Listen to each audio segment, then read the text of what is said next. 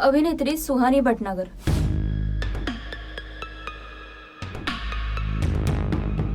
वय वर्ष अवघं 19।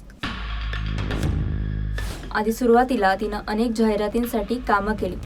नंतर 2016 मध्ये आमिर खानच्या दंगल या बॉलिवूड चित्रपटामधून सुहानी घराघरात पोहोचली। तिला नृत्याची, गायनाची आवड होती।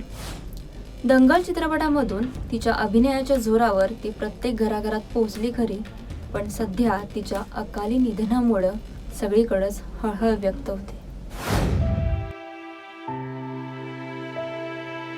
अभिनेत्री सुहानी भटनागरचं डर्मेटोमायोसायटिस या स्किन संबंधित आजारामुळे तिचं निधन झाल्याचं म्हटलं जातं। 11 दिवसांआधीच सुहानीची तब्येत बिघडली होती। तिला एम्समध्ये भरती करण्यात आलं होतं। याच दरम्यान केलेल्या चाचणीमध्ये सुहानीला डर्मेटोमायोसायटिस हा गंभीर आजार असल्याची माहिती डॉक्टरांनी दिली।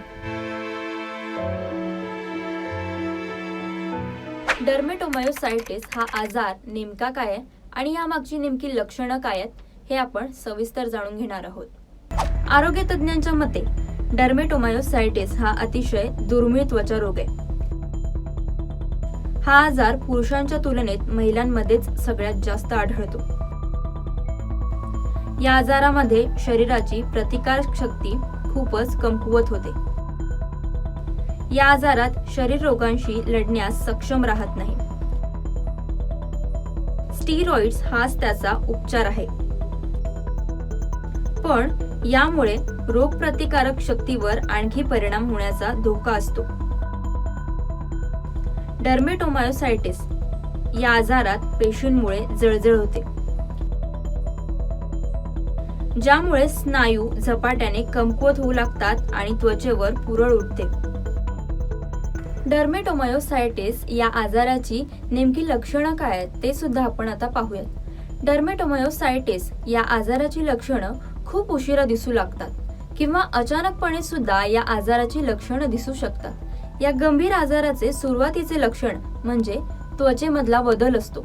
याचे पहिलं लक्षण म्हणजेच त्वचा निळ्या, जांभळ्या किंवा डस्की रंगात दिसू लागते। त्यामुळे त्वचेवर रॅशेस दिसू लागतात। हे पुरळ सहसा चेहऱ्यावर आणि डोळ्यांच्या भोवती दिसतात। या रॅशेसमुळे खाज आणि वेदना सुद्धा होतात। डर्मेटोमायोसायटिस हा स्किन संदर्भातला अत्यंत गंभीर आजार आहे, पण याची कारणं सुद्धा अद्याप अस्पष्ट आहेत। सुरुवातीला या रोगाची लक्षणं साधी असतात, पण हा आजार पुढे अत्यंत गंभीर रूप घेऊ शकतो। सुहानीची या आजाराची झुंज अपयशी ठरली आणि तिनं या आजारामुळे आपला जीव गमावलाय। एबीपी माझा, उघडा डोळे बघा नीट।